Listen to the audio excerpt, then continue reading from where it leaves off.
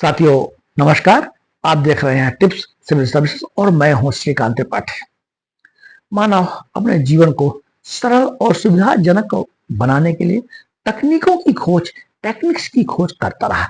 प्रारंभिक मानव का जीवन काफी सरल था और तकनीकें भी सरल थी। आमतौर पे भोजन को एकत्रित करने, अपनी सुरक्षा करने और शिकार करने के लिए तकनीकों की खोज की गई। मानो जब नवपाषाण युग में प्रवेश किया, जिसे नवपाषाण क्रांति भी कहा जाता है, जिसमें मानव स्थायी निवास करना और खेती करना प्रारंभ किया।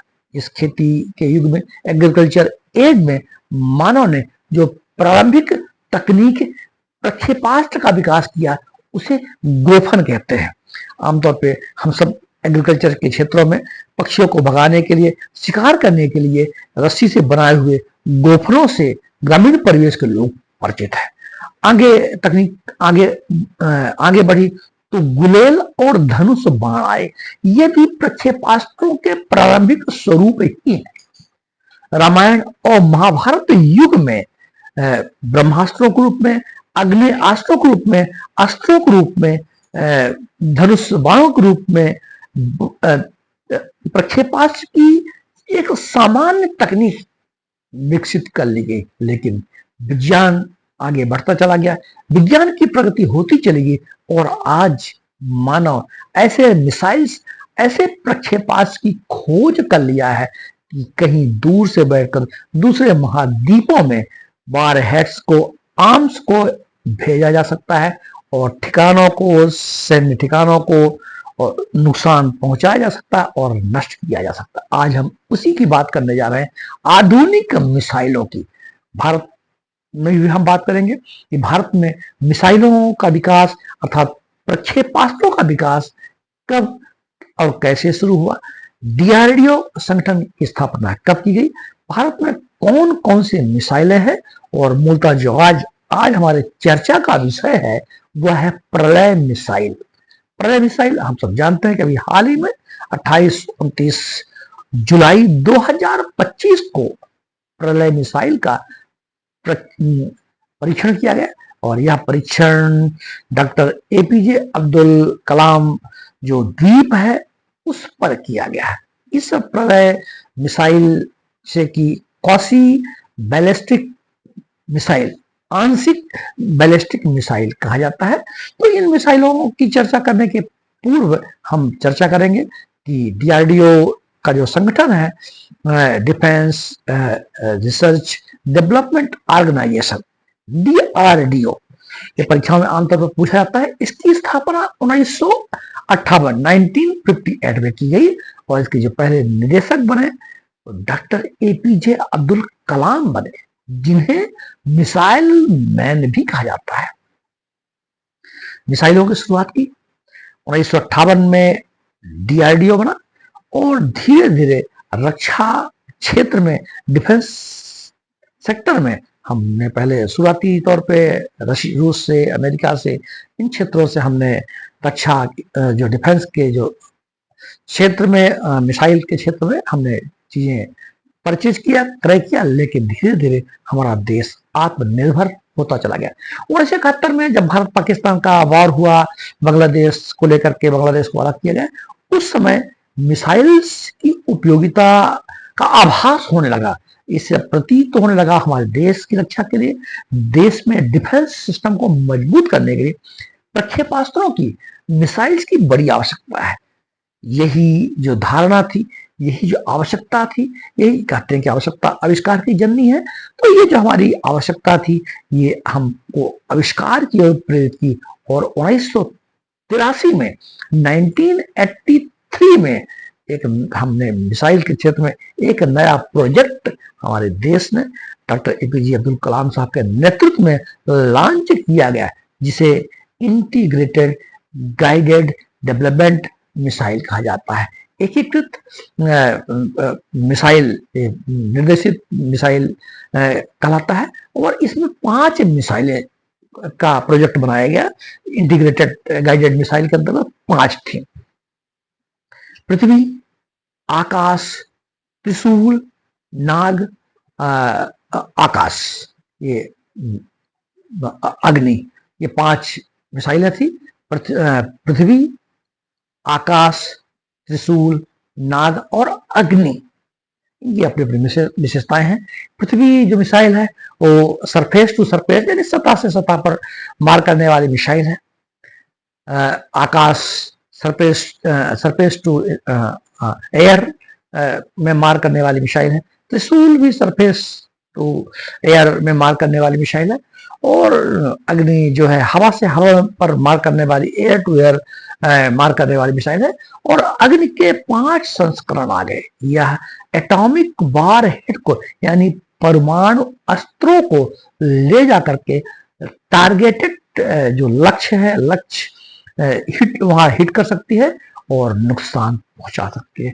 तो ये हमारे 5 इंटीग्रेटेड गाइडेड मिसाइल है जिनको आप याद कर सकते हैं और इनकी अपनी रेंज है। अग्नि जो 5 मिसाइल का परीक्षण किया जा चुका है उसकी क्षमता 5000 किलोमीटर, 5000 किलोमीटर अर्थात जहां से इसको लॉन्च किया जाएगा वहां से आगे 5000 किलोमीटर जाकर के सैन्य ठिकानों पर, दुश्मन के ठिकानों पर हिट कर सकती है, मार सकती है। और ये गाइडेड होती है, लक्ष्य पर जाकर के वॉरहेड्स को, जो एटॉमिक वॉरहेड्स है वहां ले जाकर के गिरा सकती है। ऐसा हमारी ये अग्नि मिसाइल है। और ये हमने 5 मिसाइलों की चर्चा आपसे की है। इनकी आप रेंज भी याद कर सकते हैं कि पृथ्वी की रेंज क्या है, आकाश की रेंज कितनी है, त्रिशूल की कितनी है। नाग ये एंटी टैंक मिसाइल है। ये नाग जो है ये टैंक रोधी मिसाइल है, यानी टैंक भी इनको नुकसान नहीं कर सकते हैं। तो टैंक रोधी मिसाइल नाग बहुत ही प्रसिद्ध मिसाइल हमारे देश का है, नाग, जिसे एंटी टैंक मिसाइल कह सकते हैं। तो ये 5 मिसाइलें तो हमारी इंटीग्रेटेड गाइडेड डेवलपमेंट मिसाइल का जो कंटेंट था वो है। इसको आमतौर पे लोग पटना के नाम से भी याद कर लेते हैं, छोटा सा शॉर्ट रूप याद करते हैं संक्षिप्त में PATA यानी पटना करके। तो पृथ्वी, आकाश, त्रिशूल, नाग, अग्नि ऐसा करके भी याद कर लेते हैं। तो ऐसा अपन भी याद कर सकते हैं। लेकिन आगे भी मिसाइलों की आवश्यकता महसूस की जाती रही। आगे हमने रशिया से मिलकर के ब्रह्मोस मिसाइल बनाया। यह भी एक प्रकार की क्रूज मिसाइल है। और प्रहार, अस्त्र, ये इन मिसाइलों की हमने को विकास किया। हम आज इस समय में हम चर्चा करना चाहिए कि मिसाइलें का जो प्रकार है, जनरली हम सब सुनते रहते हैं कि ये जैसे हमारी जो इंटीग्रेटेड डेवलपमेंट मिसाइलें हैं, गाइडेड मिसाइल हैं, वो बैलिस्टिक मिसाइल है। तो बैलिस्टिक मिसाइल ये शब्द आप सुनते हैं, क्रूज मिसाइल सुनते हैं। और जो हमारे प्रलय अभी 28-29 जुलाई को इसका परीक्षण किया गया, प्रलय, इसको क्वासी बैलिस्टिक मिसाइल अर्थात आंशिक बैलिस्टिक मिसाइल। तो ballistic missile, quasi ballistic missile और क्रूज मिसाइल में क्या अंतर है, और इन्हें बैलिस्टिक क्यों कहते हैं, इन्हें क्रूज क्यों कहते हैं, और इन्हें क्वासी बैलिस्टिक क्यों कहते हैं, ये भी हमें जानकारी होना चाहिए। बैलिस्टिक मिसाइल जो हमारी ये इंटीग्रेटेड मिसाइलें हैं 5, ये बैलिस्टिक मिसाइलें हैं। बैलिस्टिक मिसाइल की एक बड़ी खासियत होती है कि अंतरिक्ष में सीधे जाती है और सीधे जाकर के और फिर जहां इसको गाइडेड किया गया है, टारगेटेड किया गया है, वहां ये अपने लक्ष्य को जाके हिट कर देती है। और लेकिन जब ये ऊपर पहुंच करके काफी ऊंचाई पर जाती है, काफी ऊंचाई से जा करके फिर जिस टारगेट में उसको हिट करना है, तो गुरुत्वाकर्षण जो ग्रेविटेशन फोर्स है, उस बल, जड़त्व और गुरुत्वाकर्षण फोर्स के आधार पर ये जो मिसाइल्स हैं, बैलिस्टिक मिसाइल, जैसे अंतरिक्ष में काफी दूर, काफी ऊंचाई तक ये गई और इसके बाद ये जिस टारगेट पे जाना है वहां वो नीचे जाएगी।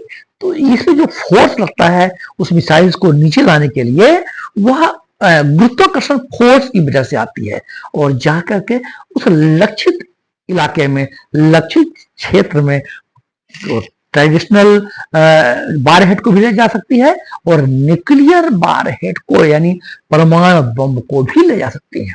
तो यह बैलिस्टिक मिसाइल है। इसको आप साधारण भाषा में समझ सकते हैं कि अंतरिक्ष में ऊंचाई पर जाती है और फिर ये समानांतर नीचे की तरफ जा करके और जहां उसको गाइड किया गया है, टारगेट किया गया है, वहां जाकर के ग्रेविटेशन फोर्स के आधार पर उस टारगेट पर जो बॉलहेड्स हैं उनको गिराती है, हिट करती है। तो यह है बैलिस्टिक मिसाइल। अब दूसरी आती है cruise missile. Cruise ballistic missile काफी ऊंचाई तक जाती है, फिर जाकर के हिट करती है टारगेट को। जैसे अग्नि 5 है, 5000 किलोमीटर दूर तक जाकर के वार कर सकती है और अंतरिक्ष में ये काफी ऊंचाई पर जाती है, क्योंकि काफी दूर जाके हिट करना होता है, इसलिए ऊंचाई में जाना इनको आवश्यक हो जाता है, इसलिए बैलिस्टिक मिसाइल कहलाती हैं। फिर जो क्रूज मिसाइल है ये लो फ्लाइट, जैसे जब आपने प्लेन उड़ते हुए देखा होगा, तो ये लो एल्टीट्यूड में यानी कम ऊंचाई पर ये उड़ती है और कम ऊंचाई पर इसमें इंजन भी लगा होता है। इंजन के आधार पर ये ऊपर जाती हैं और जैसे रॉकेट या जो प्लेन्स का जो सिस्टम होता है, उसी सिस्टम पर ये चल करके जो टारगेट को हिट करती हैं। बेसिकली ये कम ऊंचाई पर होती हैं, और इंजन से संचालित होती है और इंजन के माध्यम से ही जाकर के टारगेट को हिट करती है। तो यह क्रूज मिसाइल है। अब इन दोनों को बीच को मिला करके ऐसी टेक्निक विकसित की गई जिसे क्वासी बैलिस्टिक मिसाइल अर्थात आंशिक बैलिस्टिक, यानी क्रूज मिसाइल की भी टेक्निक इसमें शामिल है और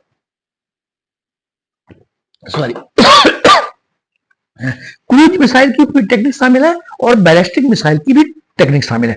इसलिए इसे क्वासी बैलिस्टिक मिसाइल कहा जाता है। जो हमारी प्रलय मिसाइल है, प्रलय मिसाइल इसी प्रकार की मिसाइल है, आंशिक बैलिस्टिक मिसाइल है। ऊंचाई पर जाती है और फिर ज्यादा ऊंचाई पर भी नहीं और जाकर के टारगेट को हिट कर देती है। इसमें इंजन से इसको प्रपोल्ड किया जाता है और फिर ग्रेविटेशन फोर्स से नीचे आ जाती है, इसलिए इसे क्वासी बैलिस्टिक मिसाइल कहा जाता है। रशिया ने भी ऐसी टेक्निक विकसित की है, अमेरिका ने भी ऐसी टेक्निक विकसित की है। जैसे रशिया का इस्कैंडर है और चाइना की डीएफ है। तो इस तरह से हम बात कर सकते हैं। अमेरिका में टॉम हॉक है। तो ऐसे मिसाइलें हैं। तो इसकी एक बड़ी विशेषता प्रलय की है। एक तो इसकी रेंज 150 से 500 किलोमीटर और ज्यादा बहुत ही ऊंचाई पर नहीं, इसका भी एक रेंज है। तो 150 से 500 किलोमीटर दूरी तक ये हिट कर सकती है। और सबसे बड़ी बात जो बहुत महत्वपूर्ण है वो हमको याद रखना चाहिए, जैसे जो हमारी गाइडेड मिसाइल है एक निश्चित पथ पर चलेंगी, और उसी निश्चित पथ पर जाकर के वो हिट करेंगे टारगेट को। लेकिन जो प्रलय की खासियत यह है कि यह अपना जो मार्ग है, जैसे आपने सुना होगा कि आजकल सभी देशों ने अपना डिफेंस सिस्टम विकसित कर लिया है। जैसे अभी S-400 हमने भी रशिया से ले रखा था, जो इजराइल के पास आयरन डोम है। यानी मतलब ये जो डिफेंस सिस्टम होते हैं कि सभी अपने देशों की सुरक्षा के लिए लगाते हैं। तो कोई मिसाइल अगर जाता है तो ये डिफेंस सिस्टम उनको रोक लेते हैं। लेकिन प्रलय की खासियत यह है कि ये इसको कोई डिफेंस सिस्टम पकड़ ही नहीं सकता है। यह डिफेंस सिस्टम को चकमा दे देगा, यानी उसको गुमराह कर देगा। ये प्रलय की बहुत बड़ी खासियत है, ये हमको याद रखना चाहिए। तो एक तो इसकी हमको रेंज याद करना है, इसको क्वासी बैलिस्टिक मिसाइल कहते हैं। दूसरी बात ये याद रखना है। और तीसरी बात ये है कि इसको कोई डिफेंस सिस्टम पकड़ नहीं सकता, चकमा दे देगा। और चौथी बात यह है कि जैसे मान लीजिए कि आगे प्रलय बैलिस्टिक मिसाइल और उसको लग रहा है कि आगे इसको कोई राडार पकड़ रहा है, कोई डिफेंस सिस्टम इसको पकड़ रहा है, तो अपना मार्ग बदल लेगा और उसको छका देगा, चकमा दे देगा। तो यह प्रलय की बहुत बड़ी विशेषता है। तो इस तरह हमारा जो मिसाइल क्षेत्र है, हम प्रलय को लेकर के हमारे पास, हमारे देश के पास, हमारे डिफेंस सिस्टम के पास बहुत बड़ी मजबूती हो गई है। हाल ही में स्थितियां निर्मित हुई थी ऑपरेशन सिंदूर को लेकर के, तो हमें डिफेंस सिस्टम की बड़ी जरूरत थी। इस मिसाइल को डेवलप करने से भारत स्वदेशी तकनीक पर मिसाइल को विकसित करने के लिए आत्मनिर्भर बन गया।